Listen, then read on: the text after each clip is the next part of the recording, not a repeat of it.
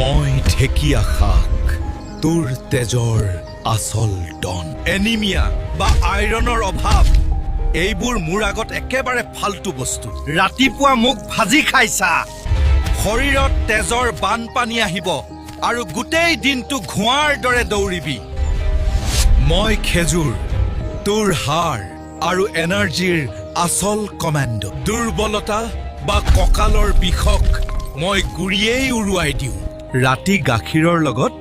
দুটা চুবাই খা তোৰ বডি লোহাৰ নিচিনা টান হ'ব আৰু ভাগৰ কি পাহৰি যাবি মই মৌ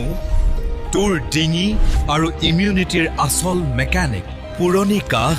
বা কফৰ সমস্যা মই ভিতৰৰ পৰাই গলাওঁ গৰম পানীত নেমুৰ লগত মুখ পিখা তোৰ ডিঙি একেবাৰে ক্লিয়াৰ হ'ব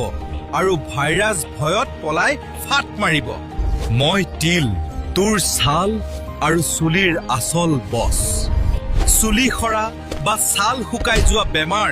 মই ডিঙিত ধৰি বাহিৰ কৰোঁ যাৰ কালি লাৰু বনাই মুখ খা